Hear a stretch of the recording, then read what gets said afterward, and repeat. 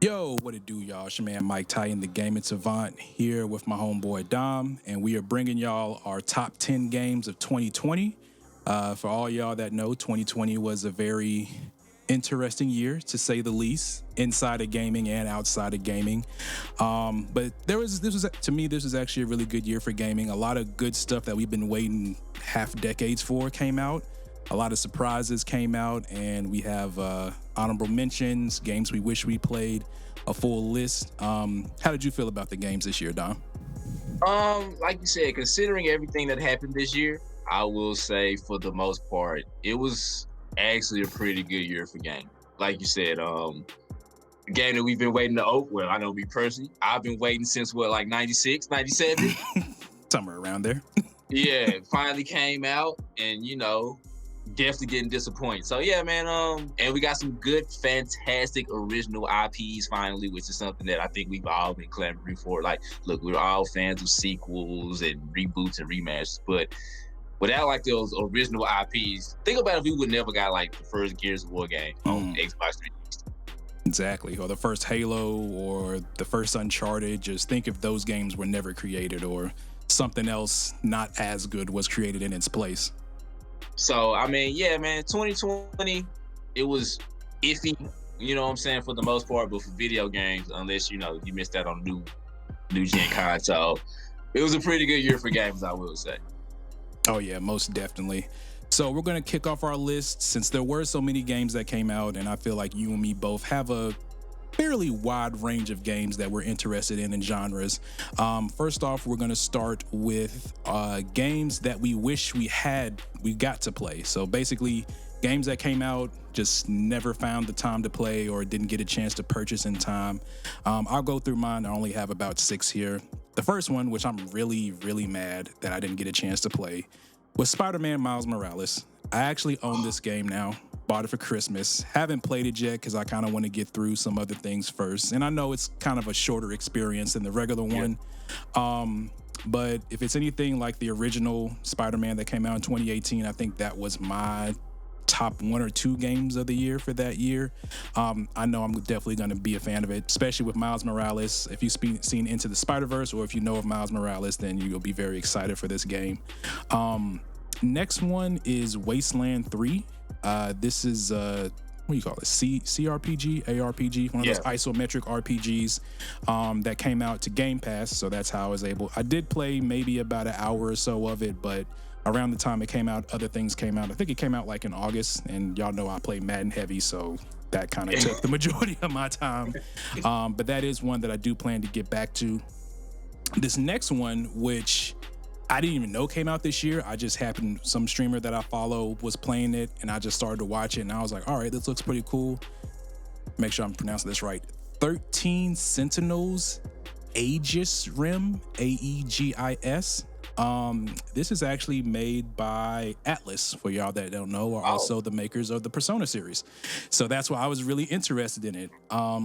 It's one of those things, so it's very watercolor drawn. It's like a 2D visual novel, but there's also like a very strategic mech gameplay of it as well. It's like these 13 high school students, something about a robot invasion. There's like 13 different interbranching stories, and you can play them in different order, but they all still go in order somehow. I'm definitely looking forward to playing that. So that one I do plan to play this year. Just got to carve out some time for it. But if you're definitely into that, and if you're a fan of Atlus games, that's definitely one to look out for. I think check that out, man. The next one, and this is an early access game, and I've never played any of the games of this series, but as he said, I've kind of gotten a liking to like isometric RPGs this past year. Baldur's Gate 3 early access. When I tell you, I haven't played Baldur Gates 1 or 2. I know they're very, well-received games. Yeah. The company that develops this is a very known and trusted company. Good God, this game is beautiful. Yeah, bro. Yeah, I didn't like it. Was fantastic. It was fantastic, and I was just watching videos and streams of it, and it's like the way it goes from in-game play to cutscene, and this is an early access, so this isn't even the full game. I was like, all right, I'm definitely gonna play this. I'm debating. I need to check and see when the full release is set to launch, if it's this year or next year. But even if not, it is $60, but it's early access, so you get all the updates, I assume, for free as they come out. But I definitely do plan to play that. Next one is Ghostrunner. That's on mine as well. This is yours as well? Yeah. So last year, I fell in love with a game called Katana Zero, which is basically a kind of like a roguelike, but it's a story game, but you basically have to clear a room, and if you fail, you got to restart from the beginning. This is like that, except for in 3D and with cyber ninjas and all this stuff, and it's a very pretty game. Just never got around a time to play it.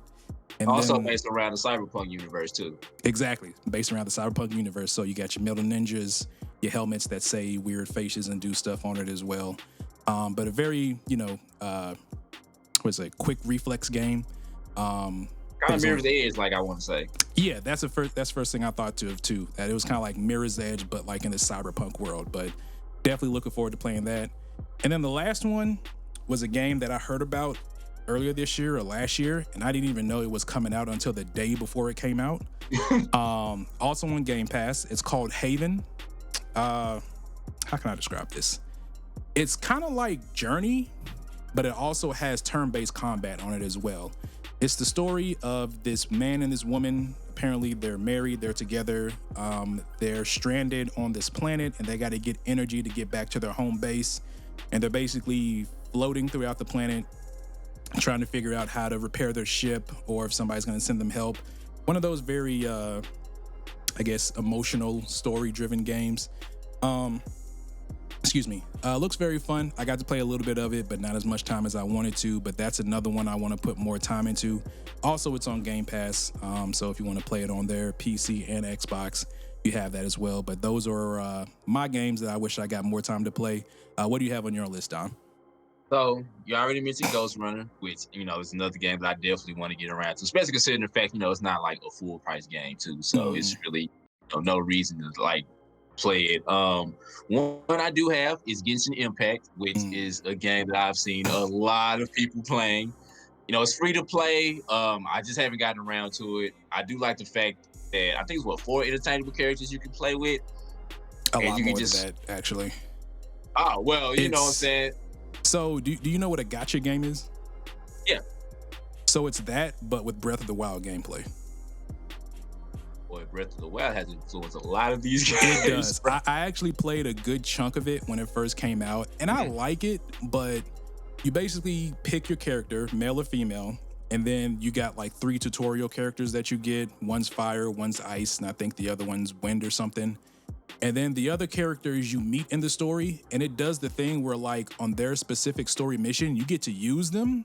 But once that mission's over, you have to like unlock them through the gacha system, which is buying wishes, and then there's mechanics. I will say, overall, it is a fun game. Just not my cup of tea. Like after I kind of did a bit of the story, I was just thinking to myself, like, do I see myself playing this for 10 to 20 hours trying to unlock these characters and doing other things? Now is like, no, maybe someday I'll get back to it. But the fact that it's more or less a mobile game that they got ported over to PlayStation and PC that runs fairly well. I had no issues. I played it on both PlayStation and PC, and I even tried the mobile version out just to say, hey, let's see how it runs on my phone. And I had no issues with all, but it ran very well on all 3 platforms.